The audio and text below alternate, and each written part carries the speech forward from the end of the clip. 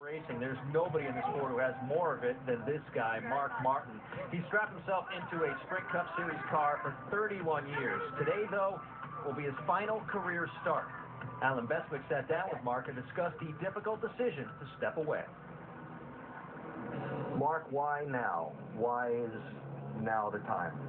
Yeah, one of the toughest things, I think, for any professional athlete or race car driver is to have to give it up before they're ready. And I've been very fortunate to be able to extend my career well beyond expectations and been competitive. And I'm ready to open a new chapter.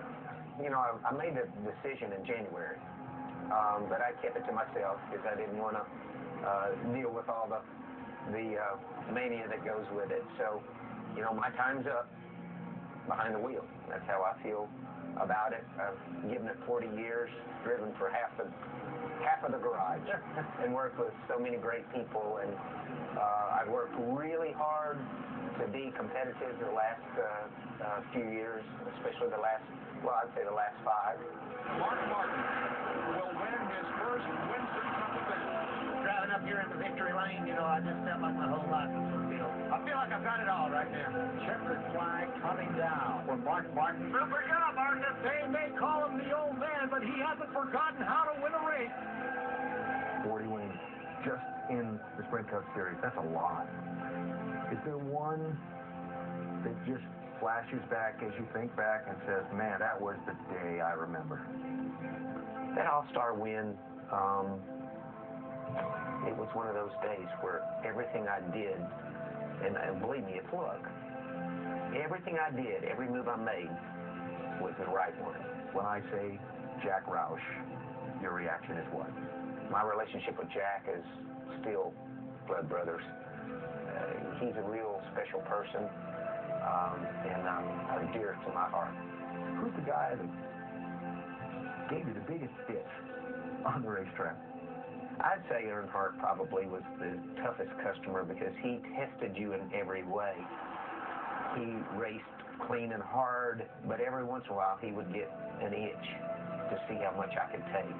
And I think it was entertainment for him to push people's buttons and see how they would react. Oh, and Earnhardt sends him out. Didn't mean to really turn around, meant to ran his cage him. But we always got along and always had respect. Dale Earnhardt wins the Winston Cup. It's been a great year. You know, it's a tough one to lose. We got beat by the best. We will win this championship one day.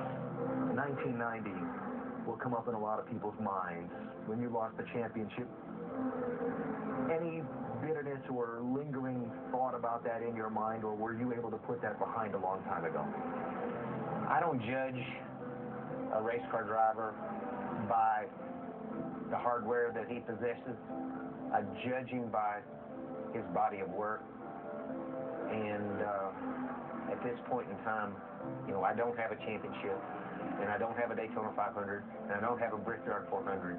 And these are the things that I haven't accomplished. And I'm just that kid from Arkansas. No guarantees of success. The first Daytona 500 I went to, I was not even a teenager yet. Never dreamed that I'd get a chance to be within 3 feet of winning it. And I've had the opportunity to work with great people and make a lot of friends, and it just doesn't bother me anymore that I didn't accomplish a few things. It's been an absolutely amazing career indeed for Mark Martin. He's the only driver with at least 40 wins in both the Nationwide and Sprint Cup Series.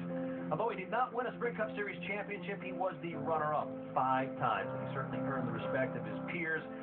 Looking at Twitter earlier today, we saw this one from Dario Franchitti, who tweeted, "I can't believe this is the last race of one of my heroes, Mark Martin, a total legend and one of the best people I have ever met." Certainly, folks in Charlotte are probably already reserving a space in the Hall of Fame for Mark Martin one day, and with that, we bring in a couple of